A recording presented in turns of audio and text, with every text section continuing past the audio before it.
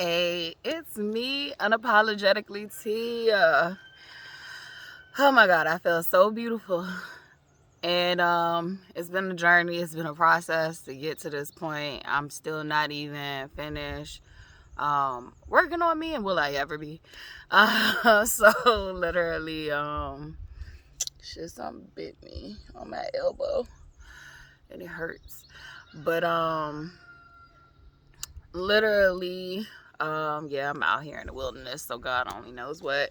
But you know, that body of mine, it'll get me through. This immune system is great. So literally, and I thank God for that. But I came here today because I wanted to talk about loss. LOSS, loss. So I've been open about my grief, and I've lost a lot of things. LOST. I lost a lot of things. And yesterday it hit me. It was just like, I don't even want any of that shit back. Not a thing I lost do I want. And when I say that, that means, because I even said including myself. And when I said that, I even literally had to give details on what I meant to myself. So I'm talking to myself. I recommend it. I highly recommend it. And you talk to you how you want to, because people be trying to tell people what to do and how they should do things, and that's how you do things for you. People got to learn how to keep it real for themselves. And so what works for you might not work for another person. So if they didn't ask you, save your fucking opinions.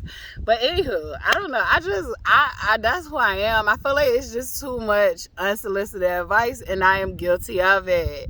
And I don't want that no more.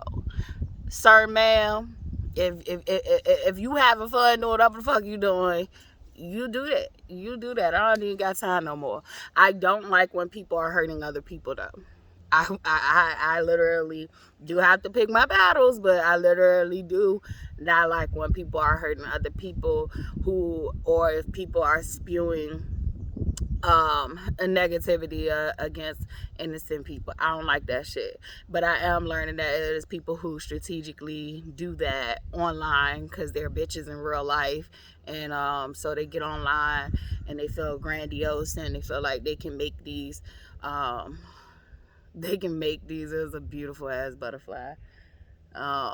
So they can make these remarks, and they can spew this hate, and they literally will rage bait. They will literally have these conversations. Let me pause real quick. I need to get some chapstick. All right, so I'm back. It's me and Sassy out here having a picnic with ourselves. Come back in here, get in your bed. Come back and sit down and be quiet. Thank you. Sassy, what you doing? Sit. You gonna go over there? What you gonna do? Cause you look like you're not okay. Why are you looking at me like that? All right. All right. So yeah, literally, I'm out here sitting indigenous style. One of my favorite poses. But I was talking about like just not falling into rage bait. There are people who are strategically set up in accounts that might have a blue check mark, accounts that might have a decent amount of following, and also burner accounts that literally might have a picture but might not have no post. Like literally you be arguing with a goddamn bot for all you know. So literally I'm getting really selective about where I choose to feed my energy. And when I brought this up because when I say I lost things and I don't care to have them back, what I mean is I don't care to have these things back as they once were. So I've been transparent that I have anger issues. I've showed my anger. I showed my rage. However, I still didn't get to show you. Okay, yeah. There were guardrails up. So literally, I've been transparent with who I am. Like, I've been very transparent. And I don't want to lose my anger altogether. However, I want to have maturity with it. I want to think before I react. I want to be able to still have clarity even when I'm upset. I need to be able to hear myself think while I'm upset. So there are certain things I don't want that I have lost. And when I said that, I said me, even me. And so that means even parts of me that loved people who were willing to destroy me, that were jealous of me, envious of me. And I'm guilty too as well, because I already knew we don't mesh. I already know we're not on the same level of thinking and just level in life. And being tolerating people that I could have easily said, like, we need to go our separate ways before anything even got out of whack. Like, we don't even mesh well. Being able to be in this stage in life now, to be able to see that, like, oh, this don't even mesh with me, to be in close proximity. And having emotional intelligence to know that, like, I can completely isolate where I don't want to deal with people of different levels, period. I've never been that person to feel like that. I've always loved people regardless of what level they're on or where their mind frame is, because I know what it is to be on all of that shit. So literally, a lot of us are products of our environment. And so knowing that I can have an assignment to, be of aid to somebody else, or somebody being an aid to me, and not just being the assignment and that's cut and we go. Just having this knowledge and implementing it. Not just having the knowledge, but actually learning how to implement it. And it's been a pretty dope experience. But loss. When I first started doing these videos, I feel like the catalyst of all of this was losing my partner. I was transparent with things with me and his relationship. I didn't just tell everything. I'll probably wait and write a book about it. But, and I think too, for his part of my life, I did not deny what was going on. It was like, I might not have disclosed it to everyone, certain things that was happening, but I myself were dealing with those things. I myself was not turning a blind eye and acting like this shit wasn't happening. What I did do was try to diminish the severity at times, but I was working through and processing the fucked up shit that was happening. What I did not do was process and acknowledge the fucked up shit that was happening in my childhood and young adult years before I met him. And so literally, when I like look back, I really do feel like I can't blame my childhood, but however, I do feel like a major part of my upbringing and my childhood trauma and all that stuff allowed me to accept that. I looked at what we were going through as the love that I knew existed, and that was another thing that I've lost. The way I view love, and I never want that back. The way I view love in the past was very skewed, manipulated, abusive, and shit, I was almost damn near them. It's just like, and that's like the truth. Like, I think that I just was doing things in different ways, like very covert, and I never really I never really wanted to do it to people that were loving and kind. And so I distanced myself because I knew that, like, literally I'm fucked up. And in that fucked upness, you know, I was only willing to deal with other fucked up people. I actually thank God for that. Like, literally, I find that admirable. So, literally, I do. But I also thank God for hearing my cries. And sometimes when we pray, we don't realize, like, our prayer is being answered. It's just going to take time. And so I am not perfect. I am not absent of flaw. For someone, it's going to be a flaw somewhere, that something about me is going to be a no-go for somebody else. So literally, that's just how life is for all of us. However, I am learning to take my flaws. Come on, child. Well, she just want to watch.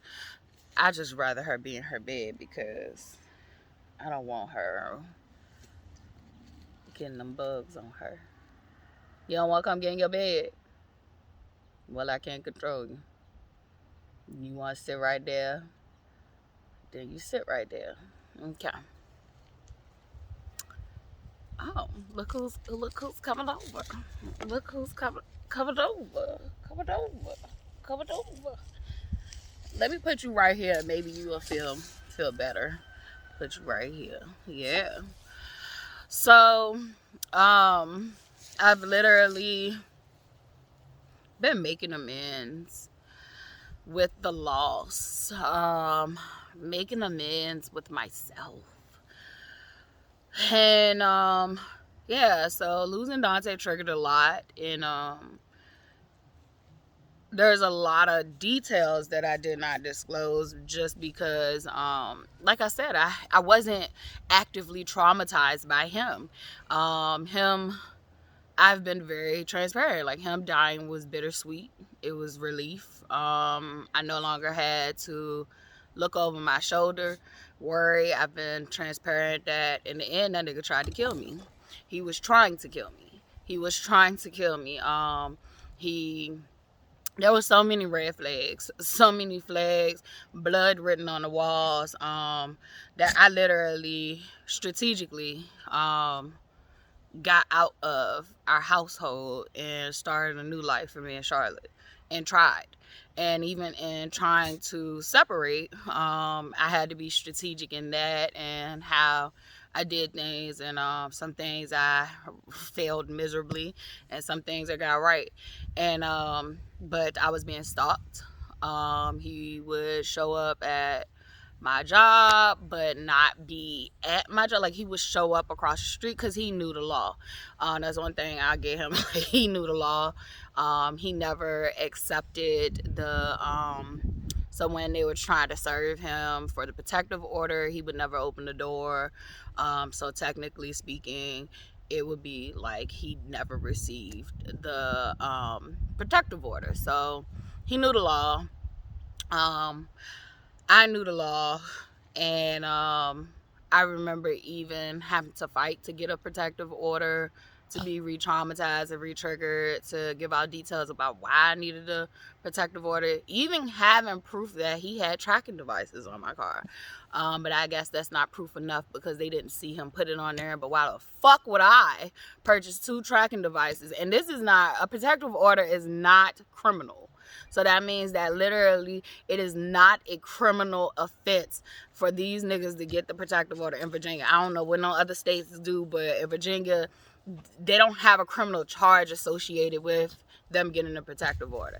Even with trying to get a protective order, literally because I'm black, I grew up in a certain type of culture, like literally I felt like I was betraying him. And mentally, you know, I was fighting like, this is for you. This is a paper trail for you. And so once again, I said, I know the law too, because he was trying to unalive me, like kill me. I'm not fucking saying unalive. He was trying to kill me. Censor is retarded. They censor everything but what they need to censor.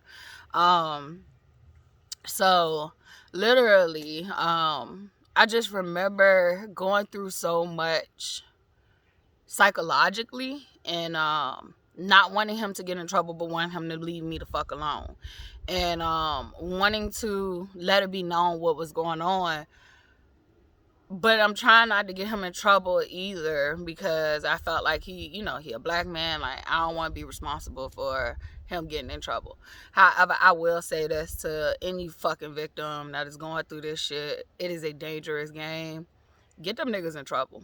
It could save your life. If you know that they're doing something criminal and they're trying to fucking kill you, like, let it be known their criminal activities and get them hung up. Like, I don't even give a fuck. This is not out of being vindictive. This is out of saving lives, because a lot of these niggas be trying to kill bitches, and they criminals. And so I remember that being an option for me. Is I knew what activities, I didn't know the ins and out of it anymore because I had moved, but I knew that he had enough criminal activity for me to hang him. And but my heart wasn't there. My heart wasn't trying to destroy him. I just wanted him to leave me alone. I reached out to, family members to let them know, and it was just still like, okay, well, Latifah, you gotta fend for yourself. And it just got to a point where it was like, it's gonna be me and him. That's what my mindset was. Every day I woke up to go to work, I'm dealing with a child that is dealing with, basically her parents getting a divorce. Like, we wasn't legally married, but like, he had been in her life since she was 2. So like, literally, she's going through, like, we done separated. It's a good thing we done separated, for sure. But like, now she's left with the feelings of the trauma and abuse she's been around, and she's taking it out all on me. So I'm dealing with that pressure as a mom, and then I got work pressures. I'm getting up every day to go to work, trying to keep the roof over our head, food on the table, and literally, I just felt like I was getting beat the fuck up. Story of my life, though. But it's changing. That I will say, it's changing. Whew. I guess I'm gonna just let this flow as it flows. And I'll just post a long video to YouTube and post something short to Instagram. But I was dealing with that. I'm trying to not only save my life, I'm trying to save her life, but I'm not telling her. I haven't told her what was going on.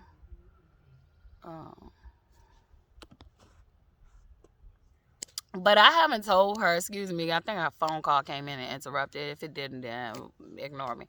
But I hadn't told her everything that was going on. He would make remarks, like, we would go into no contact before the protective order came into play. So we would be in and out of no contact. If you've been in an abusive situation and you gotta remember, whether I had been with him with 11 years or not, these relationships are addictive. So just because I've separated from him physically, there was still a connection. And so literally all I know is me and him. And so like, there would be times where like I would get weak and I want to talk to my friend. This is my person that I'm always used to, dealing with things. Definitely when times get hard and rough, like, I'm used to running to this person and relying on them. And my whole identity of self was gone. And I lost it. So we're talking about loss. So I had lost my whole self identity. And it wasn't just with him. I was starting to lose my self identity throughout life.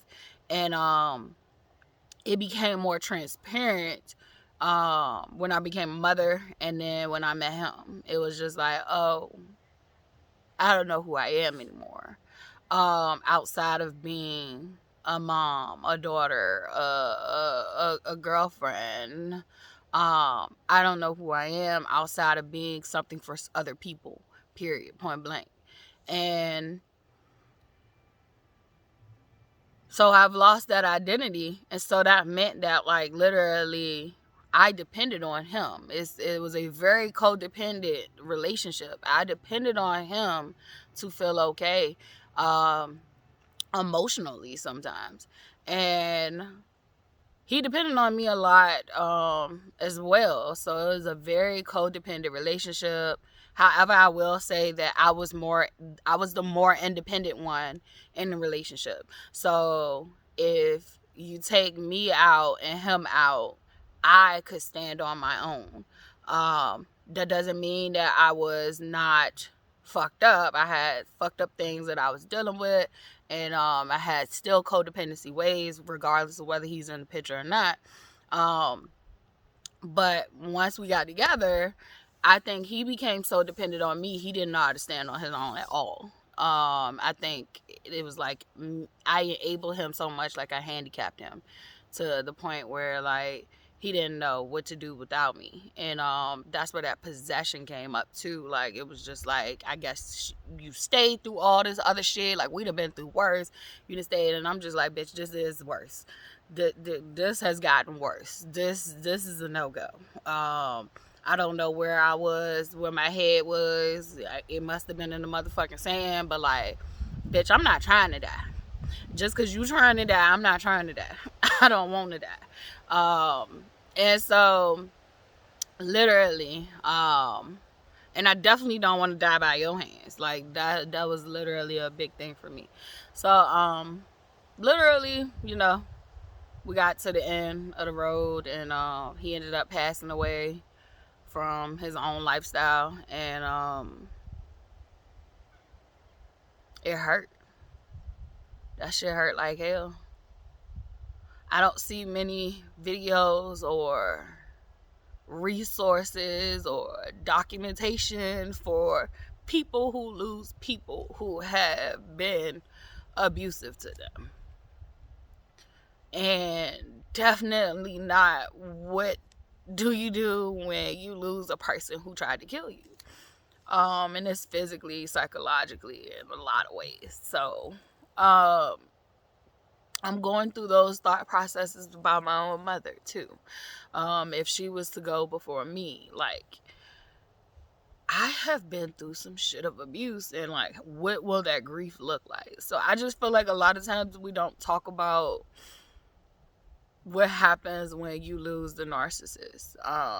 There's support for when you lose them and y'all are done physically, but no one talks about when they die. And it's grief there. Your feelings don't just stop feeling. You had beautiful moments. You had good parts in your relationship. You wouldn't have stayed.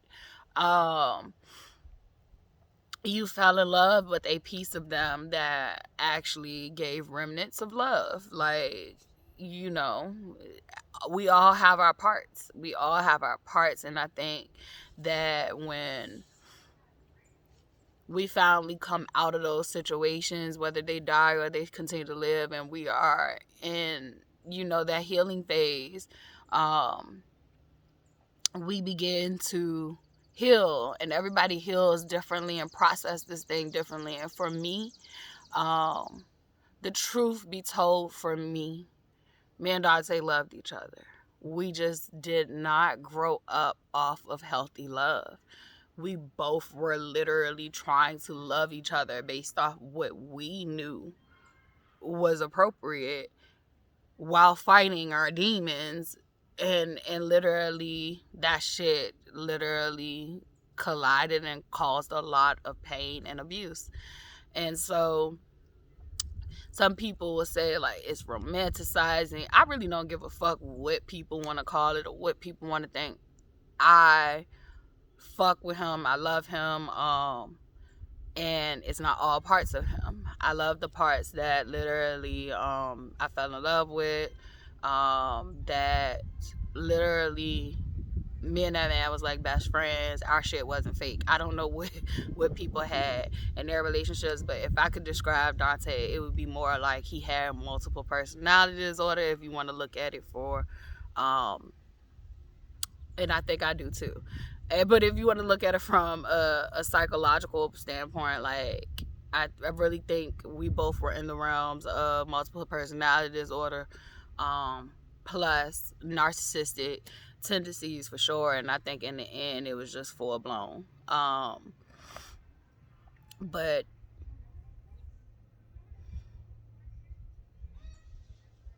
I think there were parts of him that literally was so genuine and so loving and so caring, and then there was parts of him that literally was fucked up. I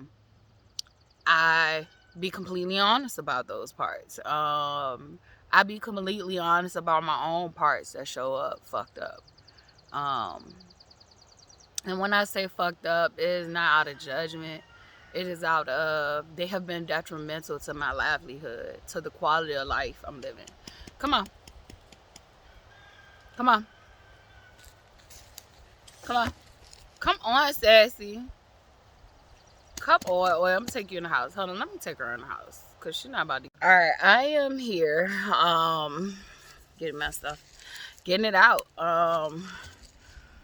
Getting it out. Last night I cried a whole lot internally. I feel like tears have been constipated inside of me. I wailed like an injured animal last night. I wailed. I exhaled. Whew, I was angry. At some things, and I'll talk about that once I get through this part. So much trauma, but we healing through it, and we healing through it. So, though Dante made a lot of mistakes, I chose him. I did. I actively chose him. I knew when we met that shit was gonna be fucked up and tragic. I even told him. There was parts where I realized, like, literally, he can't make it without me. Like, this nigga gonna kill his food stuff. Like, and it wasn't my place to torture myself just because he wasn't gonna make it.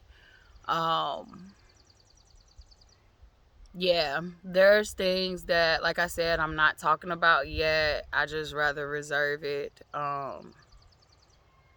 for another time. But what I will share is that it is very confusing grieving narcissistic people once they die.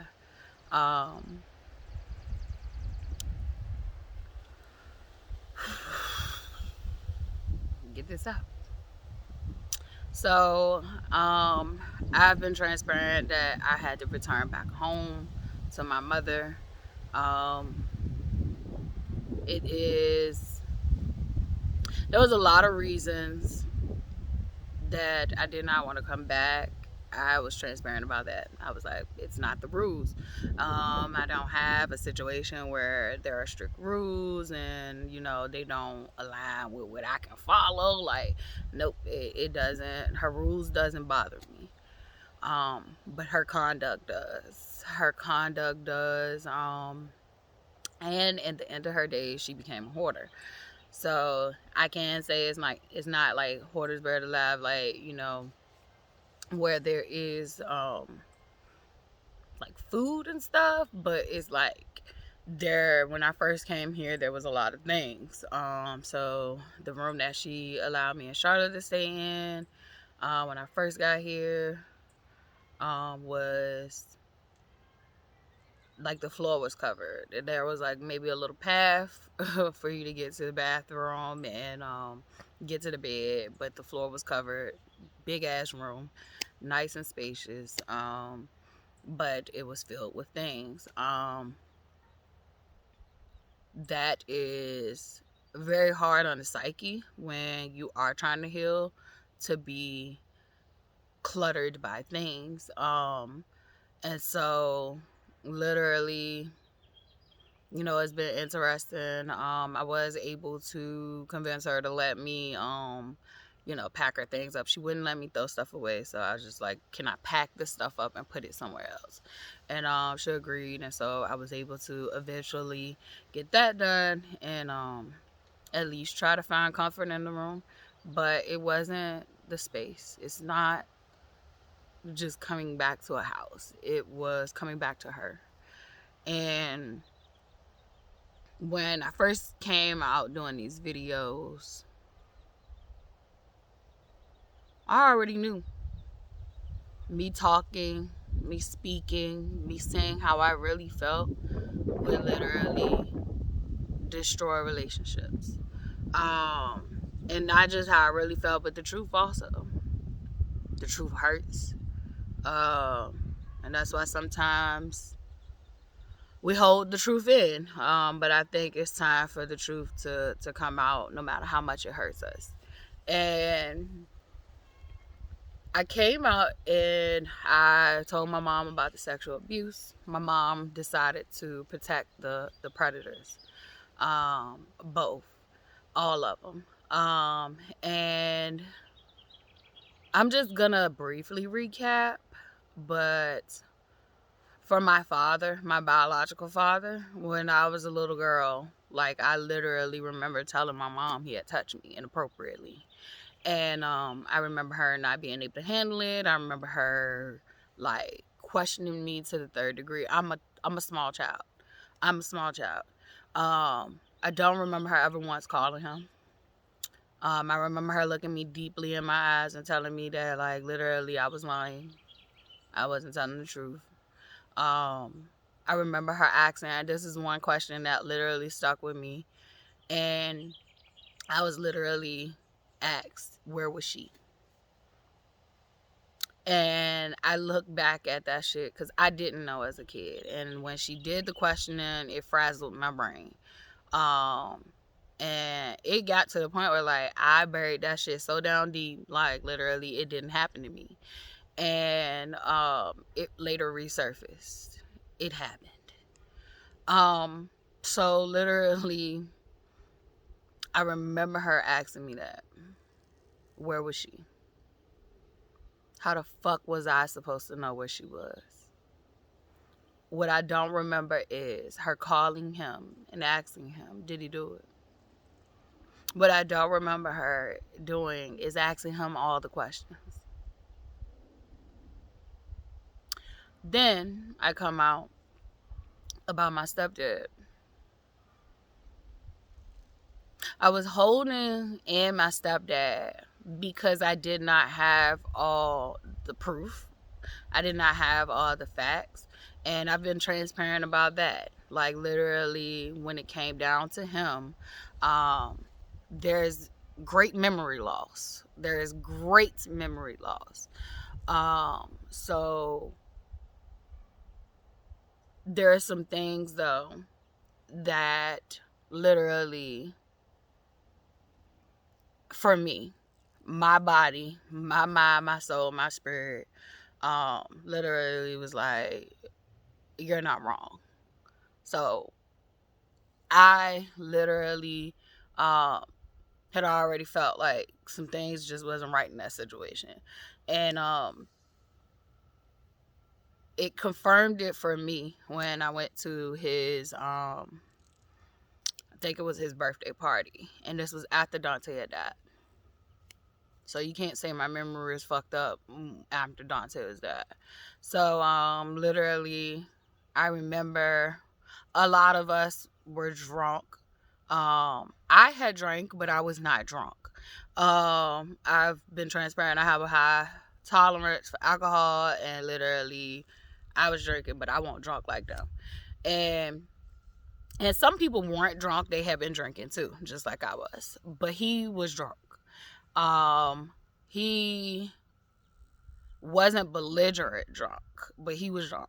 I'll give him that. And what he did was he pulled me to the side. He made sure there wasn't nobody in the house. He pulled me to the side. So everybody's outside. He pulls me in the inside of the house. His girlfriend is in the house, but she's sleeping in the bedroom. And so he literally pulls me in. He's in my personal space. So this is not just pulling me in and we're at a distance of each other. He's like right here. He's like right here in my personal space. We are close. And I'm already feeling uncomfortable right there. And so literally this is not something that I have memory of our relationship at all. Yes, we do hug and stuff like that, but it was never like he pulled me in the house, didn't say a word, just stood right in front of me, stared me right in my eyes, and it was like as if he was coming in for a kiss. But I remember just like standing there, and my whole body had like locked up. My whole body had locked up. I could not move. I could not like say, what are you doing, or why the fuck are you doing? I couldn't do anything. I'm just stuck, frozen. And I just remember feeling so fucking tense. Like my teeth were literally locked. Just feeling tense. But my mouth is like literally closed. But everything is tense. Everything is like locked. And I remember him like looking at me intensely, and his energy was like on some shit like we was gonna kiss. And I'm just like, I'm afraid. I am like, what the fuck is going on? I'm angry. It's just a lot. Like the whole shit, my whole body locked up. My whole body felt like stranger fucking danger, but I know him. So then, and this happened really quick. And so then when I did not, I guess, give him the reaction that he was expecting, that's when he instead kissed me on my cheek. And that was that. And I just remember feeling like, what the fuck was this? And I didn't speak on it to my mom. I didn't speak on it to nobody. Also, when I first started making the videos, so by then I had already started making the videos. When I first started making the videos, I got a phone call from him that said, I'm proud of you. I'm happy that, you know, you're doing this. Talking about the videos.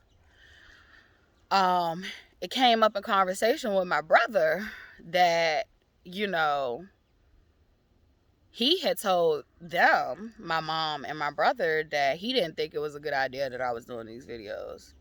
And I know why. Anywho, so I'm already dealing with that. And I'm trying to process this shit on my own. Because I'm like, I don't have proof.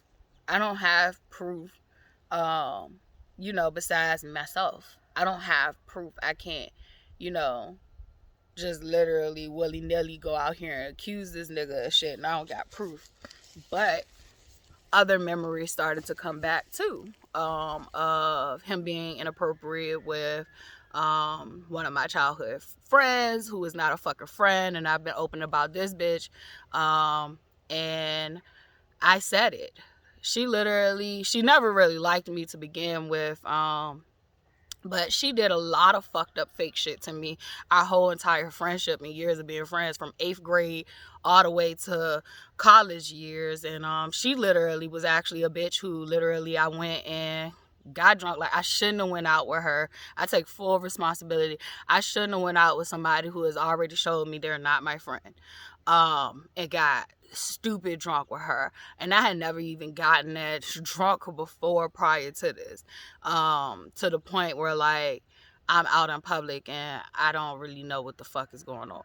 And so literally she helped me get in the car with a nigga that raped me. Like, literally, you can't consent if you're blackout drunk. If I am literally throwing up, this nigga took me to the house, I'm blackout drunk, I can't even remember everything. I don't even remember the ride to his house. I literally remember her helping me get in the car. That's number one. If you had to help me get in the car, bitch, you lost the plot as a friend. If I couldn't get in the car by myself successfully, you lost the plot as a friend. If you had to help me get in the car and close the door, if you had to ask me, are you sure you want to go with him? I don't know him. You know him. And I didn't know of him because we seen each other in passing when I had a placement. If you know how practicums go, like, you have a placement. So I had a placement at a school, and he was the janitor there. And so I had seen him in passing. So when I'm drunk, like, Oh, I know him. Like, bitch, I don't know him. But she knew him. She knew him. And so literally this bitch helped me get in the car and doubled down and asked me, are you sure you want to go? Bitch, if you had to ask me, I would have never. I had a friend in that situation before, blackout drunk. She was still walking, still talking, but her eyes was closed. She was very much out of it. Literally, two niggas tried to take her. And I was just like, nah, you lost your fucking mind. Like, I'll kill everything up in this. Like, we will fight to a death. I don't give a fuck. And I ain't had no gun, no nothing. These two men. But you're not about to take her. You're not about to take her. And if, bitch, I came with you, why you letting me leave with him? And me and her did meet up. Like, we met up. We parked near each other. This heifer walked me to his car. Let me get in his car. When I got to his house, I remember being so fucking drunk. Like, literally, I remember, like, it's like, I don't know if people have been, like, in and out of consciousness, but it's like, I remember being helped up the steps. Then I remember literally throwing the fuck up. I do remember throwing the fuck up. And I remember literally the room spinning. So after I threw up, the room spun. And I just went out. And so this nigga chose to have sex with a body that was just fucking limp. And I have publicly admitted, even after that situation, it was a black butterfly. Even after that situation, that I continued to deal with this man. I did not know how to process that was rape. I felt like it was my fault. I felt like, shit, we done already had sex, so like I might as well continue to have sex with him. It was just it is a lot of low self-worth, low self-esteem, and a lot of miseducation. Like, I didn't even know that was considered rape. I thought because I was in the car, because, I was at his house, like, that was consent. I thought because because I was drunk, it was my fault. Like, I shouldn't have been that drunk. And I think multiple things can coexist. I think she can have some blame. I can have some responsibility because I allow myself to get drunk with a bitch that don't even fucking like me. A bitch that has continually showed everybody behind my back, never, like, always did underhanded shit behind my back and sometimes in my face. So literally that was I felt like that was on me. But I carried all that weight. So it's time for them to carry theirs. All these things can coexist. She could be a horrible person and friend for allowing me to get in the car that day. He's a rapist, period, point blank. He's a rapist for having sex with an unconscious body. Literally. And see, a lot of people don't want to hear these rape stories if they're not cookie cutter and all put together, linear in time, and make sense. A lot of people don't want to hear that that's rape. That's rape.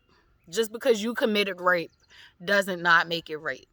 So if you literally had sex with a girl and she was blackout drunk and she couldn't consent, you're a rapist. Welcome to the rapist party. So a lot of people don't want to literally recognize that as rape.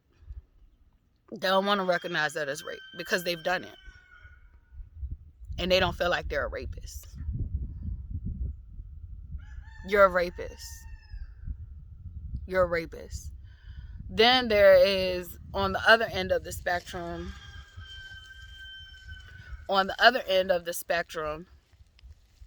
back to my stepdad. But that triggered me because when we were younger, I remember her being on crutches and him literally helping her ass in the car, and I didn't speak out. Look at the irony.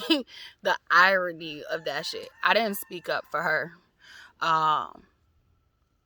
And once again, it was a way that my mother handled it. I don't excuse that shit. Like, I should have spoke up. I should have held my parents accountable, both of them. My mother saw it. My mother really called it to my attention. I saw it, but I pretended not to see it. But literally, she was on crutches, and he was helping her in the car, and he was touching all on her butt. she was laughing and giggling, and my mom saw it and was like, did you see him touching her all on her butt? And I was gonna say something, but then she started laughing and smiling, and so I felt like if she ain't had no better enough sense to know to stop laughing and smiling, I mean not to stop laughing and smiling, but to tell him not to be touching her like that, then why the fuck should I, like, on some shit like, why the fuck, she didn't say why the fuck should I say something, but she was just like, why the fuck should I say something, kind of like in some sense like she's stupid or something. And I look back on that shit, and even in the time that it was happening, I felt like my mother was wrong. When he did it, I felt like he was wrong, but you gotta realize, like, I'm living in a house with these people. I'm getting abused. Like, I'm getting abused. So literally, I remember that coming up. I remember also there being a girl, but I was wrong. I definitely feel like I was wrong. Somebody should have protected her that day. My mother should have protected her that day, but because my mother didn't protect her, it goes to show you she wasn't protecting me either. Because if he could do that to another girl, why wouldn't you think he could do that to yours? Why would you even lay up with a man who could do that to another little girl? And I know we were probably like in 8th or 9th grade, whatever year she was in crutches. I don't remember. Which I think it was like 9th grade. So, but I can't remember for sure. But I just know we were young. And I remember that happening. I bring that up to my mom when she tried to act like she don't know. She didn't know. And it was like, that's what I meant to her. Because when I finally came out about my stepdad, I told her, I felt like you knew. Like, he was doing it and I felt like you knew. And it came out in anger. It came out in a conversation where she was trying to say I was a bad mom and that Dante was messing with Charlotte. Charlotte has never came out and said Dante was messing with her.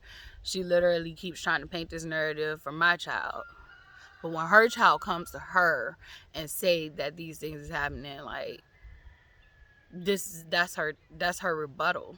And so this particular time, she was saying that we were having a conversation about my actual father, and it turned into an argument, and she tried to say, like, you're a fucked up mom and Dante was the one that was touching your child. And it was like, well, I never had any inkling about it. Of course, since I do know touching happens, literally I have been a very overprotective mom, which is not a good thing. You can be very overprotective and be detrimental to your child. You can be very overprotective and miss the monsters in your house. You can be very overprotective and your child can still be victimized. So literally, I always, when she would say these things, I would say, like, well, I can't say what he would or what. I don't put shit past nobody. I don't know what he would or wouldn't do, but I just know she ain't come to tell me nothing. And then my daughter would have to actually come out and say, like, Dante had never touched me. And, Dante is not a pedophile, like, literally. And then I had to correct my child because, like, we were having an argument. Then I had to correct my child and was like, oh, nah, like, Dante... technically, like, ain't no technically, Dante was. I don't know if he did it after the fact, but I know he was. And I'm not making excuses for him. I don't give a fuck. It is what it is. He was. He literally was in his 20s, and his baby mama was 16 when she got pregnant. I think she was 16 when she got pregnant. So literally, that's a pedophile. Period. Point. Motherfucking blank. Period. Motherfucking blank. I don't understand this jargon about she's a teenager. Bitch, she's a teenager. She's still a child. If she ain't turned 18, 19, she's still a child. And still, even so, if it is a huge age gap, so literally, let children be children. So anyway, I don't have a problem with admitting my flaws and admitting wrongs, even if they're associated with me, I can see where I'm wrong. I could see where I went wrong. I could see all of that. But I was having issues with letting other people hold their own blame, carry their own crosses. And yeah, that's what I was having issues with. But the shit came out, and that's just, I don't know, that had nothing to do with the argument. But that's just something that's about me. I don't have no problem with saying what it is with me. Sometimes it is hard to admit, when I'm wrong, but I will eventually say, yeah, I'm fucking wrong on this. I will literally take it. I will take the pain and the burden of being wrong and try to fix it. However, I can't fix other people's problems, and other people gotta deal with their own shit, and this is what we're working with. So literally, I told her in an argument, heated argument, that my stepdad was messing with me and you knew about it. And it pisses me off because when I told her that shit, she called this man and told him, we have a problem. Latifah said that you was messing with her, and I knew about it. He gets on the phone and was like, because they's on speaker, I can hear her. I'm in one room, she's in the living room, I can hear her. And he literally gives a tired ass, I don't have no memory of that, or some shit like that. I swear to God, like, it's in video. So even if the words change, it's still, the meaning is the same. Cause a lot of this shit is just like, I'm tired. Like, I'm not holding y'all shit. So I can't remember verbatim. I'm moving forward. However, trauma, it don't care. It you gotta heal and deal with it. So literally, he said he can't recall that, or something, like he don't have no memory of it. Never said I did not do that. Never said I would not do that. Never said those words. Even though it don't matter, because they'll say stuff like that. But he never said that. But do you know she never questioned him? She never asked him, where is she coming up with this? Why would she say that about? She never questioned him, never gave him the third degree. That was the motherfucking it. And literally, he ends up trying to call me, which made me even more mad, because it's like, bitch, you literally called this man and warned him. Because that was a warning. That wasn't like I cared. That wasn't that, that was a warning. It wasn't even that I even wanted to get to the bottom of it. It was a warning. So, I didn't even want to tell during that time, because I'm still processing this shit in real time, that this shit happened. Like, you can't keep running from this shit. The truth of the matter is, this shit happened. You knew it was happening. You kept trying to hide it. You kept trying to, stuff it down deep. I also think mentally, I could not handle what was happening. So, literally, that's why I feel like there is a lot of memory loss with that shit. So, there was another girl, too. I've talked about her in videos, but there was another girl that was a high school friend of mine, and that my mom knew he was having an inappropriate relationship with. So, if you don't protect your children, if you don't protect other people's children, like, you're putting all children in jeopardy. And so, literally, I'm just retelling this just because there are people out here who have been victimized, and they don't have the memories as proof. They don't have the picture perfect story that society wants when it comes to rape and confirmation. Literally, I don't have the picture perfect story when it comes to rape. I've spoke about rape with the high school boy who literally, I've admitted I was being vindictive. There was another boy I was dating that, like, I loved, and he loved me, but, like, he literally was having some ego shit, and he never claimed me, but, like, we literally were like this. Talked every day, You know, even I used to go over his house sometimes, like, and we never had sex, but we loved each other. And but he never claimed me as his girlfriend publicly. I never claimed him as my boyfriend publicly. And he was fucking everything that had a hole that he wanted to. And so that was hurtful. And I was finding out things, and it was hurtful. And so I was being vindictive. I didn't want to have sex with other people.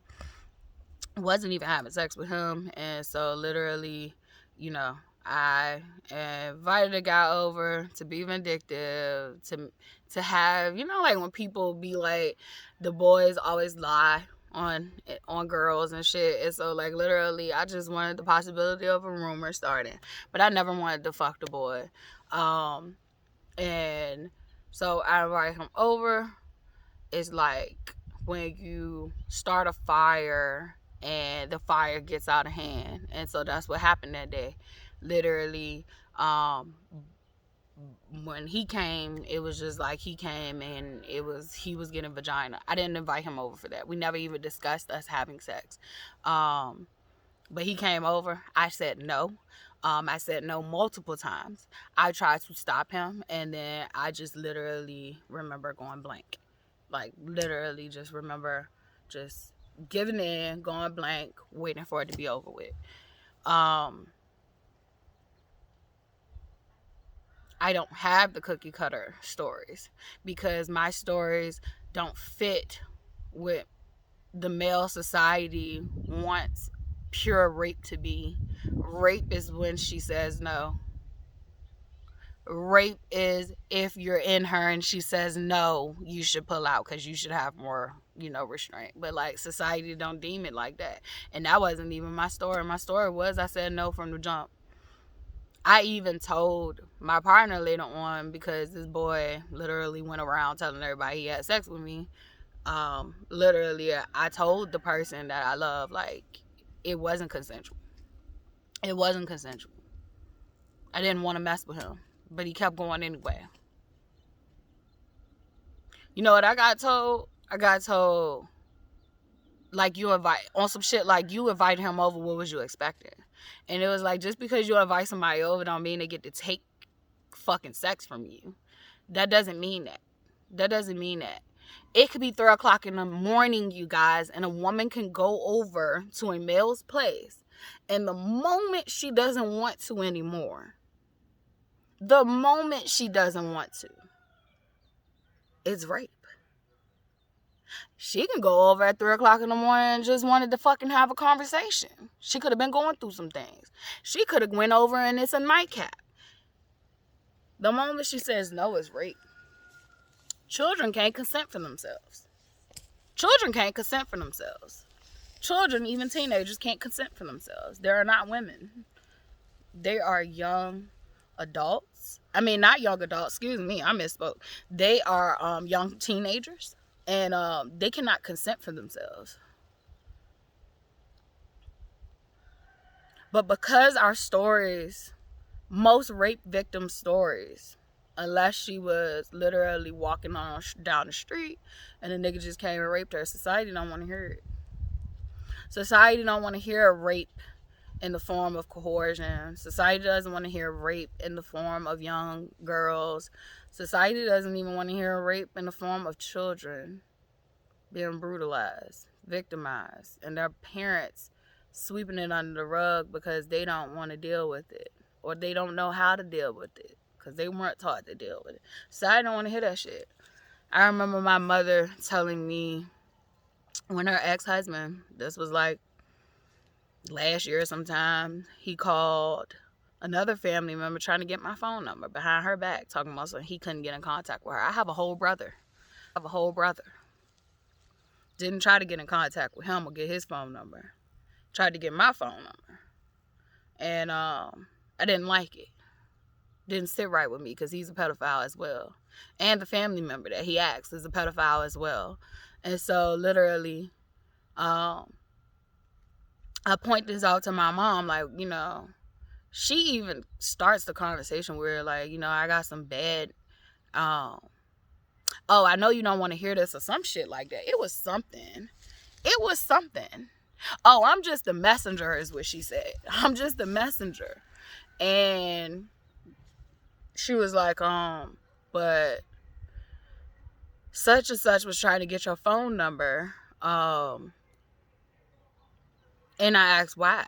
And she was like, oh, because they claimed that they were trying to get in contact with me. And I'm just like, well, why would they want my number? You know, I got a whole brother in there. Why wouldn't they ask for the man's phone number? Like, literally, there's no reason for him to want to have my phone number to try to get in contact with you. Or why wouldn't he just, you know, reach out to your brother and literally tell your brother to contact him? You like get you to contact him. Like, it just really didn't make sense for why he wanted my number.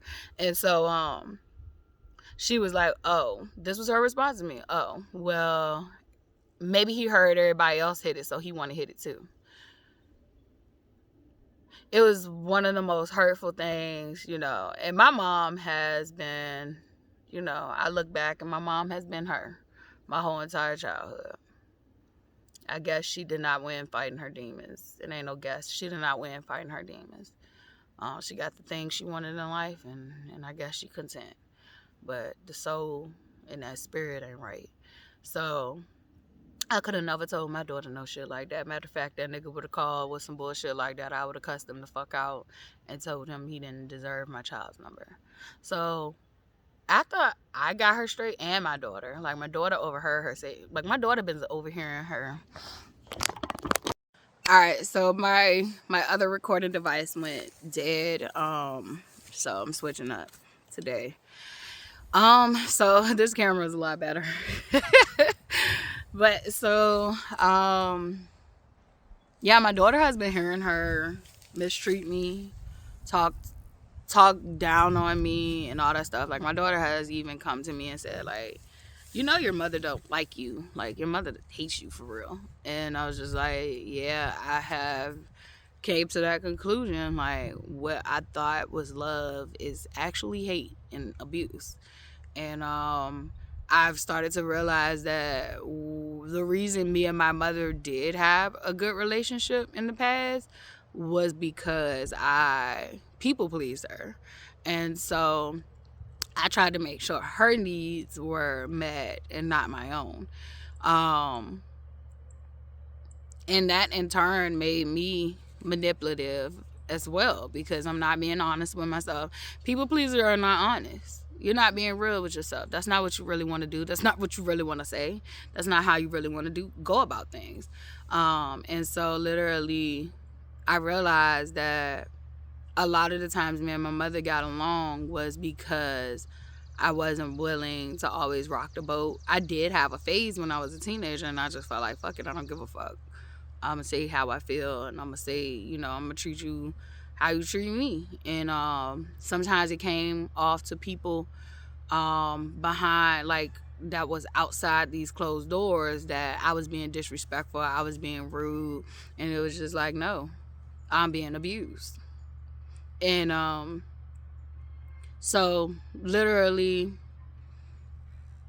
I've just came to this realization that, like, literally the reason we did have the relationship we had was because I was doing what she wanted me to do. I was literally the child that wanted her to be happy, and so I paid attention to what made her happy, and I did those things. I literally did, and I became this extension of her to a certain degree. I feel like we don't realize how much our parents can possess us, and we say the word possess and we don't dig deep.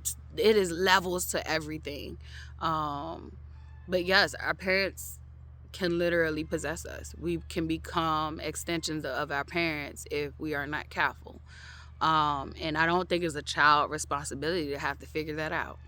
I definitely think going forward, parenting should be done as guidance. Parenting should be done as we're advisors. And yes, there's levels to parenting too. Literally, there are certain developments where control has to be there, and a standard has to be set and given Usually that standard is some type of traditions and some type of cultural ways to do things. And then as they get older and start to gain their own identity, which they already had as children, but if you snuff their light out, you're not going to see it. But when they start to become older, they have their own identity, and literally, we become more guiders than anything, because they're going to get to a point where they get to do the dumb shit that they're thinking about doing anyway. And so unless you are one of those parents that's going to take full possession of your child, even as they're an adult or a young adult, then, you're a guide. You are a guide. You are a guide that try to make sure they don't kill them fool selves. And but you're not here to try to dictate every fucking thing they can do. God already gave them their purpose. God already gave you your purpose. Your children are not extensions of you. They're their own beings. And my mother treated me as if I was an extension of her. The same as my father, but thank God, I swear, thank God he wasn't as consistent, because he probably would have done a whole bunch of damage had he been a consistent parent. So thank God he was absent. I used to cry so much that I had an absent father, and that I wasn't loved by my father. And I used to think that my mother was like the world's best mother because she stayed. And sometimes you can settle. Sometimes you can settle for less than, just because it's better than what the fuck is happening. But it's been a world of realizations that I can't run from. It's been hard. Don't nobody want to come to the realization that their mother hates them after having a facade up that their mother loved them and they have the best relationship with their mother, and it's like, yeah, great, and it's like everything shatters. So when I say I've lost so much, I don't want that shit back. I don't want that shit back. I don't want fake love. I don't want fake friends. I don't want fake friends. I had a friend that literally thinks she better than, she's literally racist and don't realize it. I have a friend that I had a friend that's racist and doesn't even realize it. And the black people around her are letting her be racist, including I. Including I was letting this bitch just be racist because it's subtle. Nope, can't do that. Don't want it. Don't want it. Literally don't want it.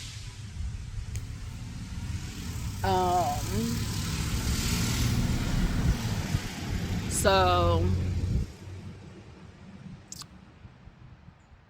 but yeah, pedestal friendships, on a pedestal, thinking she better than everybody else. I don't want them type of friendships. I don't want them type of friendships. I don't want to be. That's one of the biggest realizations I've had on this journey. Is less about these faces. I don't want to be like the behavior. I don't want to be like the behavior that is being exhibited through these people. I don't want that behavior. I don't want that spirit dwelling in me. I want to heal the things in me that got me acting out of sorts. I want to be the best version of myself that I can be. I'm not going to feel bad either. I'm not going to feel bad or guilty about taking up for myself and how that looked in the past. Moving forward, do I want to handle things differently? Yeah, I do. I really do. Y'all don't believe me. Do I believe myself? I really do though. I really do want to handle things differently. I want to be more poised when dealing with my anger. I want to be more strategic when dealing with my anger. I want to be more level-headed when dealing with my anger. So yes, someone can betray me, but by no means any longer do I want to crash the fuck out. That's what they want me to do. That's what they want me. They want me to fuck up my own life, because they can't fuck it up. So they want me to destroy it. So nah, I want to be able to handle things a lot more poised, But do I feel sorry for how the fuck I handle it? No, I don't. I really unapologetically it is what the fuck it is. All I can do is move forward. And when I say unapologetically, that does not mean that I don't apologize. That does not mean that I can't explain myself. But what it means is I'm not going to do it to people hell-bent on misunderstanding me. What it means is I'm not going to take nobody else's motherfucking wrongs in life and pretend that, they're mine. What it means is I don't give a fuck about a motherfucker that don't like me, that think they gonna beat me, bully me. Bitch, I done been burned the motherfucking live at the age of fucking 4. Do you really think what you can do to me physically really gonna last long? It's a motherfucking moment in my head. I gave natural childbirth. Is it a moment that's gonna fucking pass? Like, literally. You can't really truly beat my ass into anything because, like, these are moments. These are literally moments. And they will pass. I was going to give you some truth. I love feeling pain because that was the only feeling I could feel at one point. Like, literally. It's called sadism, for real. Like, but it was literally pain was what I could feel. Pleasure don't stick around long. That shit do feel good, but, like, it really don't stick around long. Pain used to make me feel again. Pain used to make me feel again. So for people who are an enemy and think like, oh, you could beat my ass, you could threaten me, you could shut me the fuck up, you could do this or that to me, like, pain is the name of my game, sweetheart. Pain is the name of my game. So, like, literally, pain literally forges me into something better. So if you trying to play that game, all you doing is building me up, bitch. Like, you building me up. You building me up. You're a catalyst for helping me build and grow. And that's what was happening. This spiritual warfare has literally been a catalyst for growth. And I'm taking advantage of it. I'm trying to take advantage of it in all the ways that I can. My main focus is taking care of myself, taking care of my daughter, and that dog. So those are my main focus. Like, taking care of myself, taking care of my daughter, taking care of that dog. Anything else is extra. Period, point blank. So the more I nurture myself, the more the things I love and care about grow, including myself. So I had to learn that, though.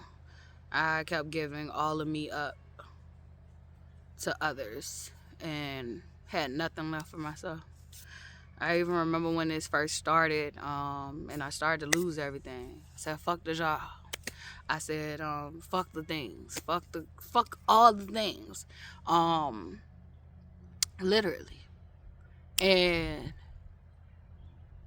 it literally brought me back to myself. And among a lot of other things, literally, I've had guides on this path, physically, spiritually. Nothing physically stays long as far as a God, but nature and God. But I've had guides to guide me back to myself, and I thank God for that.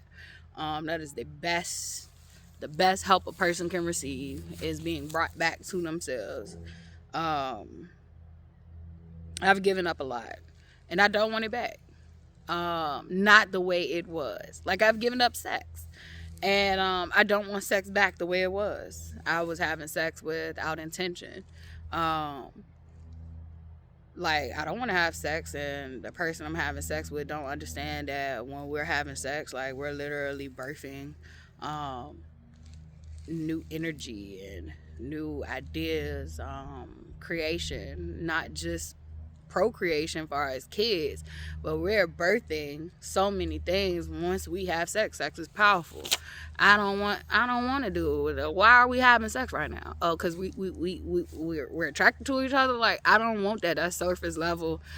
So when I say I'm giving up these things and I lost them and I don't want them back, so some of it I'm giving up, some of it was taken, and I don't want it back as it was. I want it back better. I want it back as the best. I don't want Dante back. God rest his soul. And his spirit visit me when it needs to. So literally, God rest his soul. Whew, thank God. Literally, God rest his soul. But I don't want Dante back. I don't want anything that resembles Dante as a lover. Like, I don't want that. Like, I want something healthy. I want a healthy partner. I want healthy love. I want love that does not reflect um what I used to do or what I used to have. So I don't want what I lost as it was. I want it transformed. I want what's best for me. Some of it I don't want at all. Some of it I don't want at all. Like, I gave up smoking. I don't want that at all. I don't want that back at all. I don't want to smoke cigarettes no more. So some things I just don't want at all. And some things I don't want it back as it once was. And that takes the healing work and transformation within yourself. Loss is literally needed to grow. And we have demonized death, loss, and grief. And they are the natural order of life. They are the natural order of life.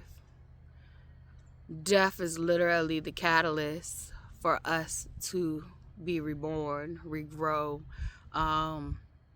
You'll never be the same after death, after experiencing death, whether it's a near-death experience, whether it is losing a loved one. You will never be the same.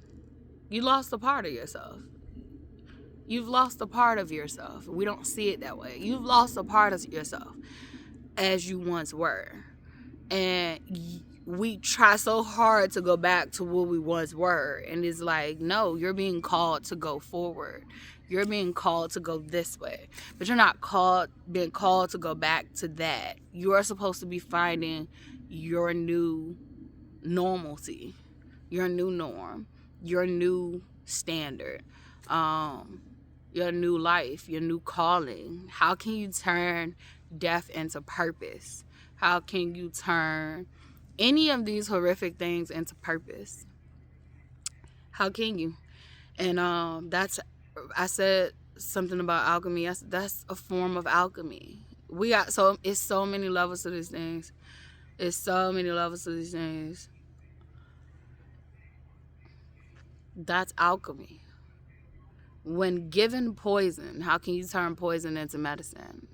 When you think about snake venom, they take the snake venom and they make medicine out of it so that if you get a snake bite, that you can find a cure. That is alchemy. That is alchemy. Being given something and turning it into greatness and turning it into something that is for the greater good, turning it into something that is good for you. That's alchemy.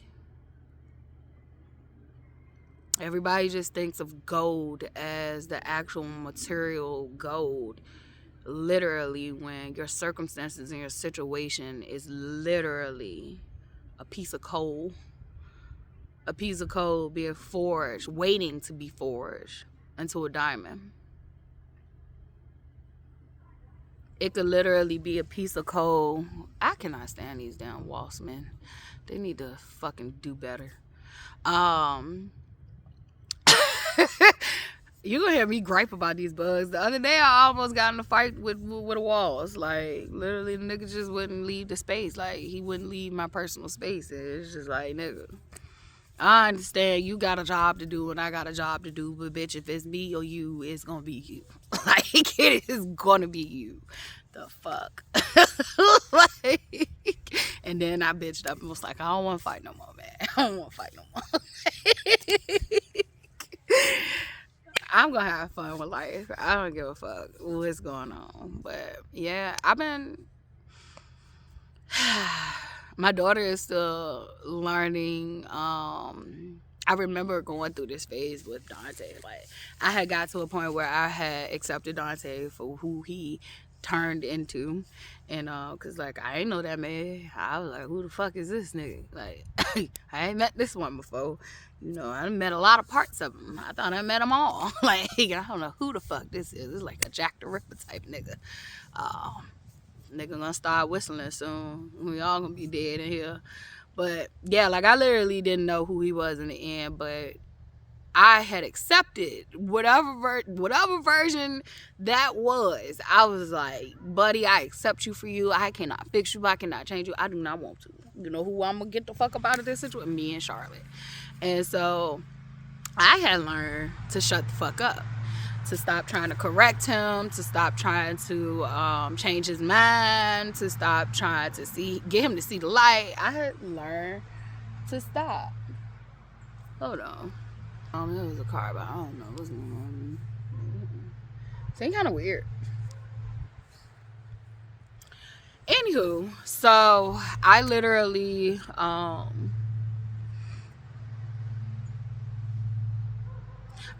had stopped trying to quote unquote save him from himself and save my goddamn self and my child. But Charlotte hadn't caught on to that. And so I think what she saw me as being like non-combative, non-argumentative, as being weak and not standing up to him, she saw that as like weak when I saw it as strength. Like, why would I waste my energy? I need this energy for us to get the fuck up out of here. And so she would continue to try to, stand her ground with him and all that stuff. And I used to try to tell her, like, Charlotte, we can't do that. Like, I'm real protective over you. So, like, when you get into it with him, that I felt obligated to jump in it. And I think he started to realize that, too. Like, he would start to pick with her on purpose, trying to get a reaction out of me. And I had to literally just be like, you know what, I've had this conversation over and over and over again with her. I can't keep jumping to your battles unless it's an emergency. Now, if it's an emergency, yes, I'm a jump to your defense. But if you just keep wanting to squabble with him over stupid shit that you already know he wrong about, like, I can't do it too, because I got too much shit going on and I need to preserve my energy.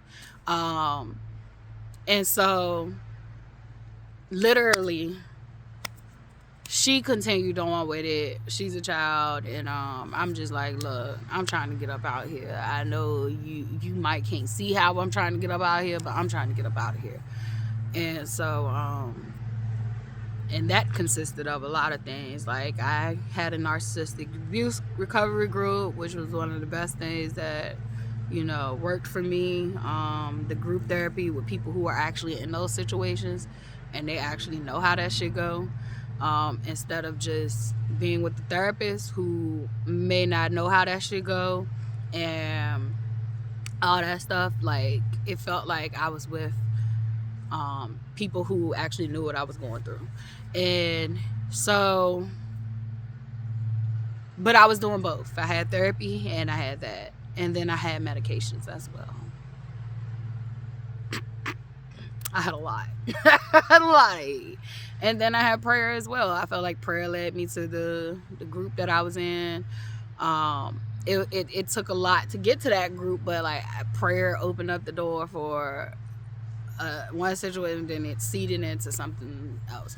And so that group literally helped me a lot once I did get out of the situation. And I'm not talking financially, I'm talking about emotionally and mentally, like just knowing, certain processes that would come up, and not feeling alone in that. But also I was helped financially too, in some ways. So like, I really appreciate the help that was given to me in that group, and I really love the people that I got to meet in that group. But I see that with Charlotte here now. So it was like, when we first got here, I was getting my ass beat, served up, handed to me by my mother. I think that I gave so much access to her to hurt me and harm me and be a weapon to me. And so, she was being used to literally hurt me. And it's like, I also remember this with Dante. Like, I remember it was funny because Dante wasn't even typically verbally abusive. A lot of his abuse was in other ways. And so he had been verbally abusive. So it's not saying he wasn't, but that wasn't his typical usage of abuse. But I remember in the end, he got really verbally abusive. And I remember the last time he verbally abused me. And he just said some of the most craziest shit to me. And usually it would trigger me into an argument, but it was just like it didn't hurt no more. It didn't hurt no more. I didn't feel like I needed to defend myself. I'm just like, you done everything and said everything to me in this world possibly. Like, I really don't give a fuck. Are you finished or are you done? Like, because it seemed like you needed to get it out. I know who I am. I know I ain't that. I know who I am. That's one of the things I do appreciate about myself is like, I've been honest this whole time about who I am and shit. My problem was holding everybody else shit. And gotta learn not to do that. So it was like, I kind of feel like you talking about yourself. Like, that's what I said in my head. But I was like, I told you, like, I was at the point where, like, I ain't even arguing no more. Like, this sound like it fits you. You the cheating whore. I wasn't cheating on you. You the cheating whore. I should have cheated. The fuck? Like, I should have. But you're the cheating whore. You the sneaky motherfucker. You is. Like, and then now you mad because I'm using what you done taught me for my best benefit. Like, nah. Bitch, is you. You the sneaky one. You the one that's lying all the time. Like, for no reason. Like, that's you. I lied for a reason. I tried to get the fuck away. I was being sneaky for a reason. I was trying to save my life. Like, you talk about yourself. You taught me this. You taught me this, and thank you. Because evil don't need to know your every move. Evil don't need to know everything. And for me in my situation, which is like beautiful, is that God gave me the opportunity to say it all and let evil know everything. And still evil couldn't do anything because God created it all and evil can't trump God. So like literally you know, it's God's plan at the end of the day. So some people being called to move in silence, and some people is called to say what the fuck is out loud, because evil can't stop no motherfucking show. Like, literally. Sometimes we give evil too much power and control over us. Like, literally. Reminds me of my mother always talking about the devil. Like, bitch, you give the devil too much power. Too much power. Like, you working for him? I think you are. Okay. I really think she is. But I know she is. It's nothing to think. But like, I remember that with Dante. And I also had my moment like this with my mother. It was in March. And it was just like, I knew this was like the last time you'd ever hurt me ever again. And since then, nothing she has said to me has been able to do anything to me. Because, bitch, you done said it all. You done said it all. You done said it all. And I watched as she spewed so much evil and hate to me. And got on the phone and lied to everybody. Lied to anybody that wanted to listen. Even went in the room and lied to my brother about something. And if I didn't have Charlotte as my witness, then I would have no proof. And that's what's been helping me heal these traumas. And God has been helping me, because God literally has been telling me, like, literally, trust yourself.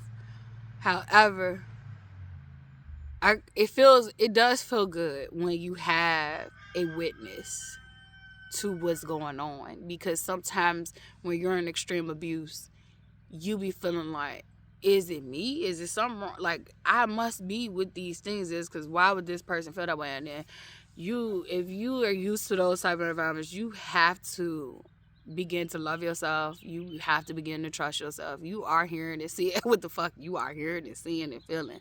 Like, literally, like, that's your reality. It might not be the next person's reality. Their mama and daddy or whatever situations are not the same. But yours is. And literally, I don't know. I could just move the camera. But me and nature about to have some time together. But yeah, that's what I'll do. I'll just move the camera. Something bit me. Alright, so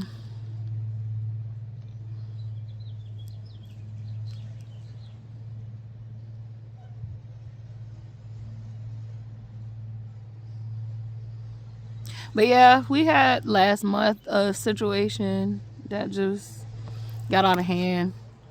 She threatened for the third time to put me out, and this time I didn't even start the argument. Well, I don't never be starting the arguments. For real, for real.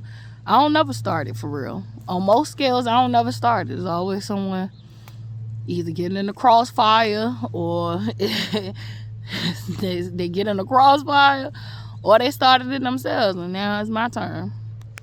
And they can't handle it. But this particular time, I ain't started. I ain't finished it. I just let her do her by herself, man. It just seemed like she was fucking talking about herself. And there were parts that hurt for sure. I feel like the little girl in me just finally realized, like, ain't no part of this okay. Ain't no part of this okay. And I say that too with Dante. Like, it's the same as my mother. Like, we have shared good times together. But the abuse was her abuse. So between him and her, to compare, which I don't like comparing, but the damage she has done was far more detrimental to my livelihood than him. Even with him physically trying to kill me. She spiritually tried to kill me. She mentally tried to kill me. He physically tried to take me out.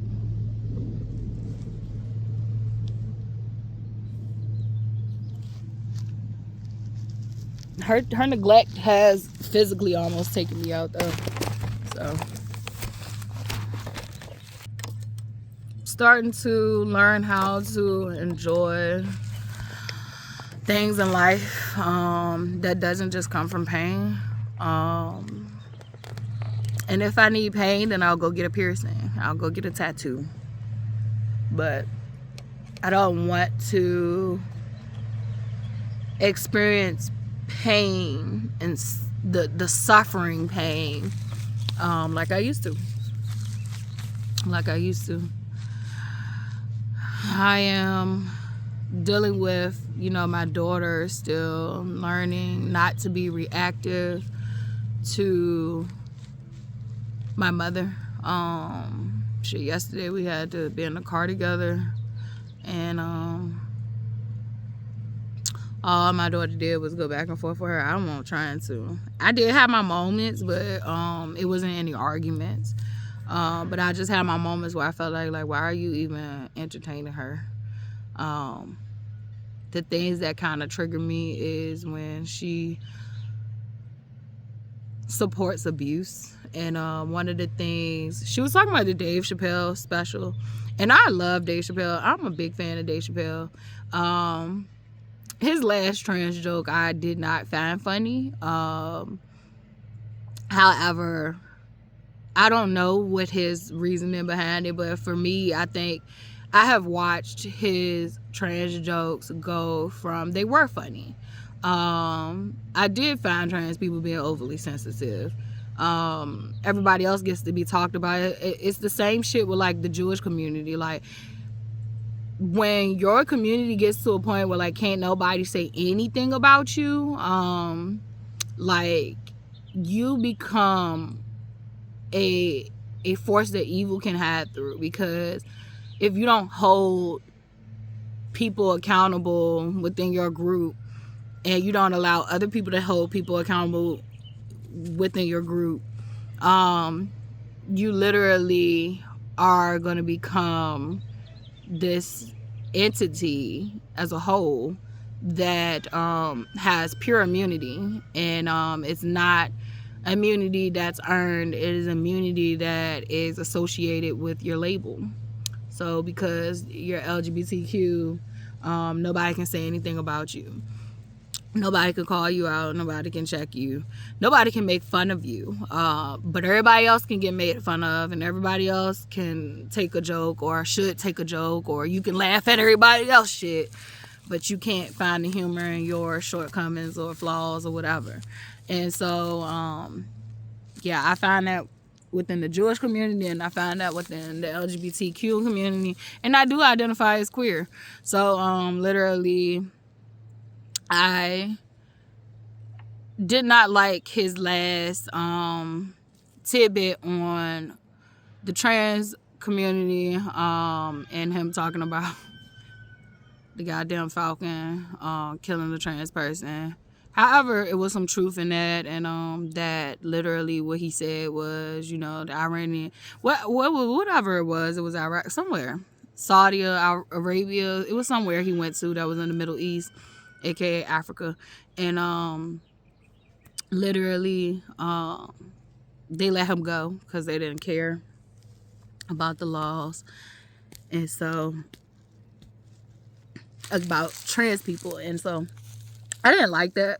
I think we should care about all people, but I do know he got a relationship with the community that is not great. He lost his own friend who was trans to people bullying her, and I can't tell people how to feel, but I didn't like the joke. I also didn't like how he set up the whole Diddy thing, and that's what my mother was talking about, the whole Diddy thing, the whole spiel he did on Diddy, and how basically, insinuating that like white people literally tried to take Diddy down because he's a powerful black man.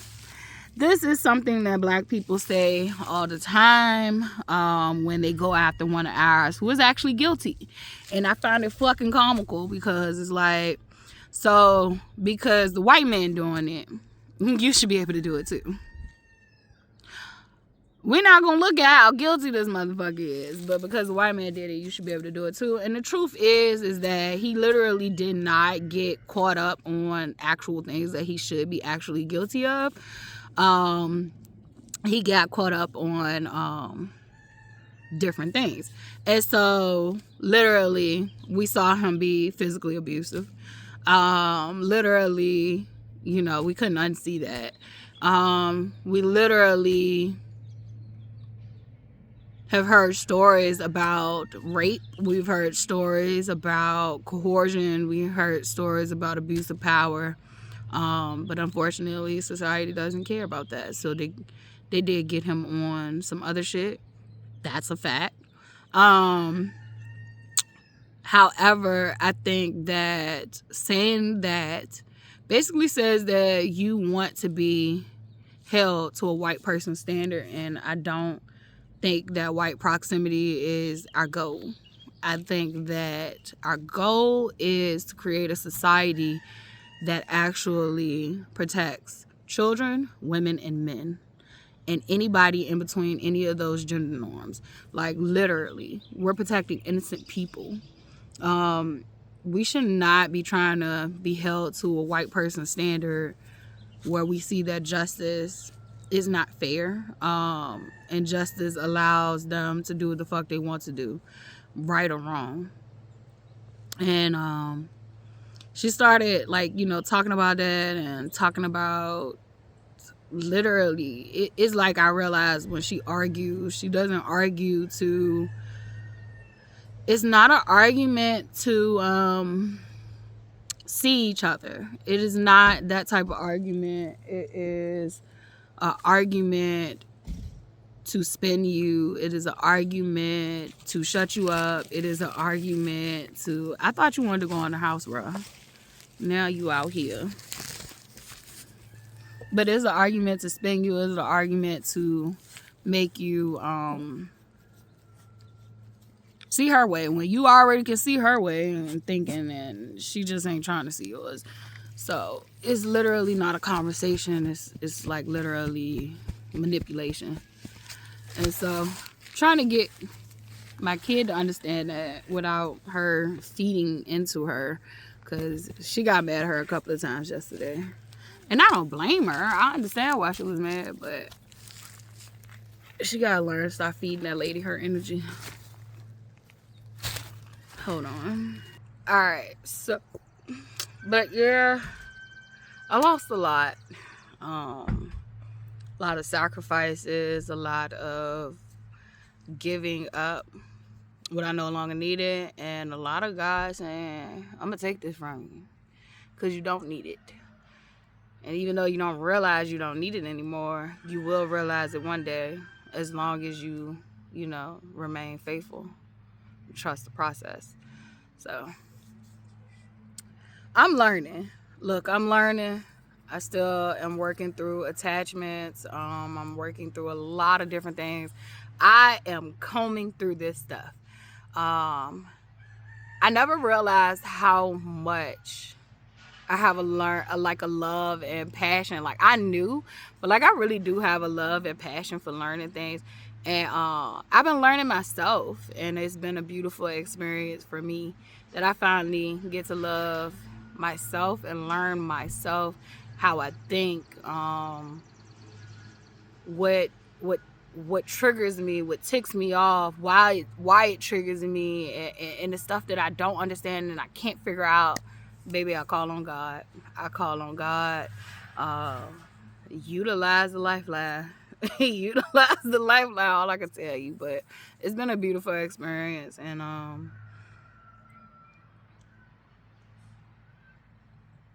fuck it, I'll say it. I'm excited about, what's to come.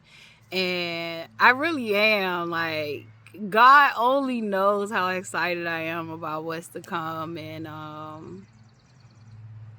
sometimes when you think your life is over, it's just literally being stripped and rebuilt.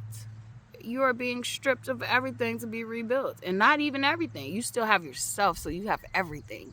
That's one of the things we miss too. As long as you got you got everything. If you got you got God, you got everything. And so I'm excited, though, to what's to come in my life.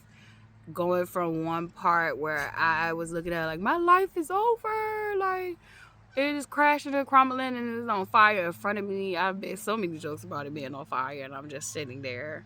And I've cried. I have begged and plead, like, beg, stop, because I go through those phases, but I'll still endure what I need to endure. God know who I am. God know who I am.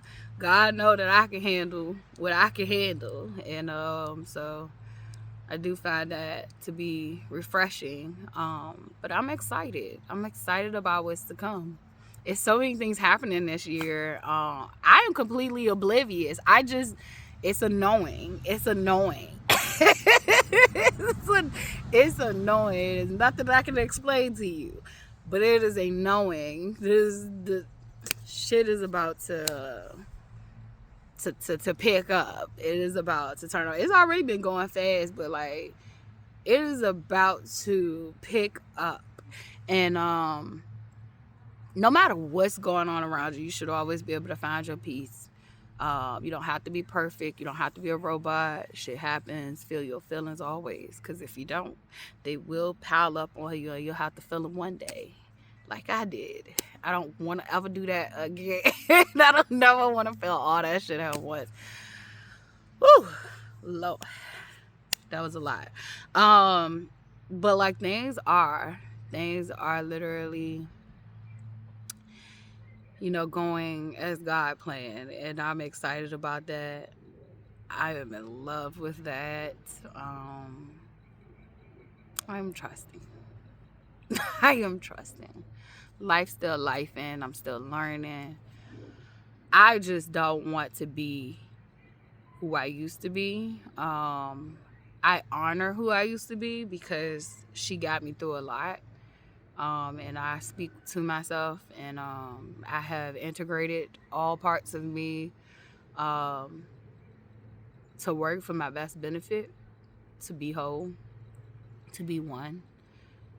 But I don't want to be who those people were to me. I don't want to be them. Um, shit, everybody got their path. I can't condemn them. Everybody got their part, their role they gotta play. I don't fuck with them. Period, point blank. And literally, I got to honor myself and know that, like, I don't want to distribute those behaviors. I don't want to be that person. I don't want that. I don't want that. If I had to call it out, I don't want that for myself. So not only am I calling it out for someone else doing it to me, I don't want to be that person to myself or to anyone else. And it takes a lot of hard work. It takes a lot of dedication. It takes a lot. It takes a lot.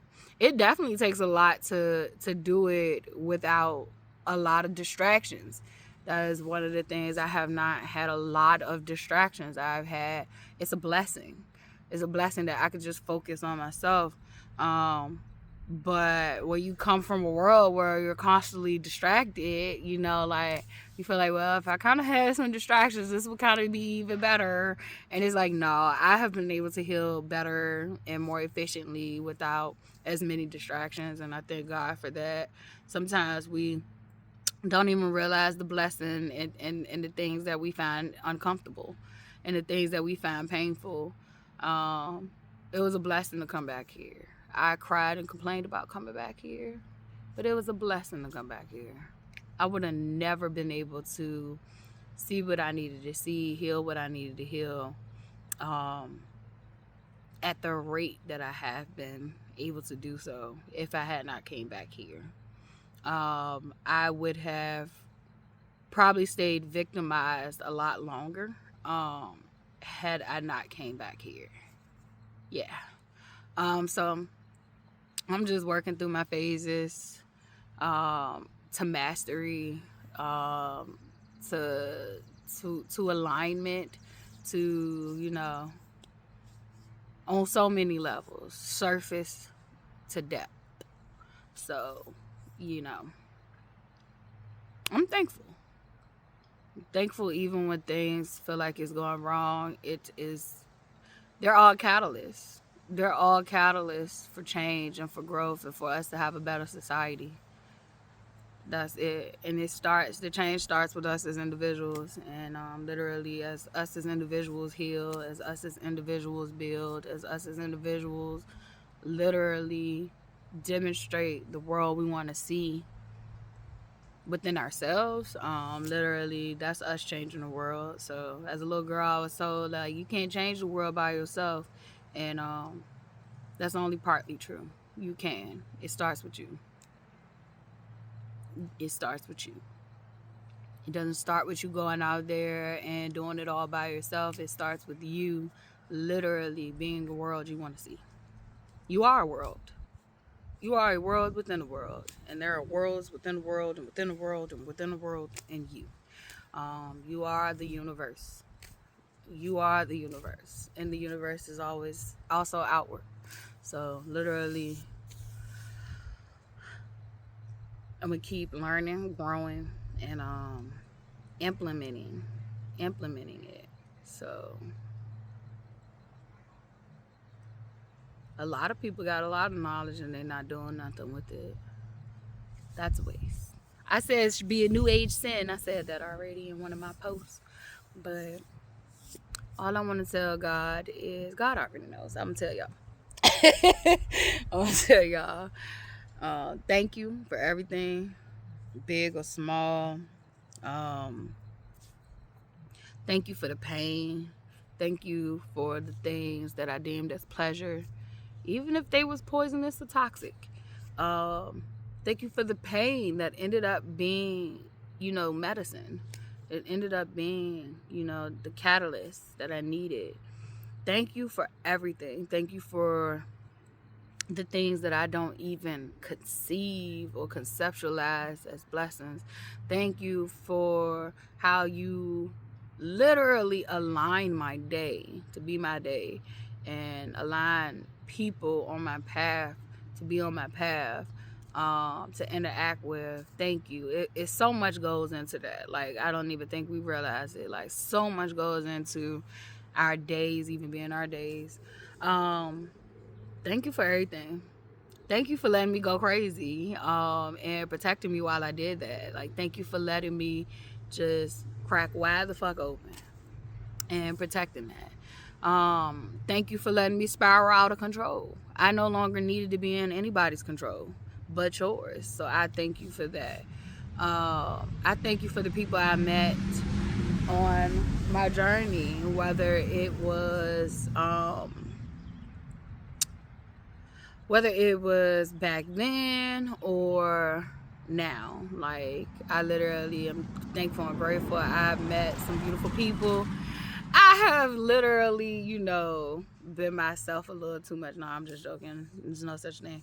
But I have literally trauma dumped on some very strong people, and I appreciate them for allowing me to do so for the time that I could.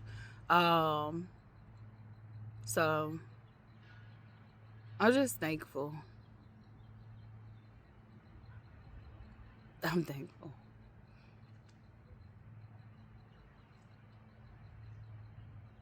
Yeah, I'm about to cry. So I'm gonna end this because Charlotte said she wanted to talk. So um, I'm gonna go ahead and end this. She wanted me to finish my video up, but I'm gonna go ahead and end this now. And y'all have a blessed day.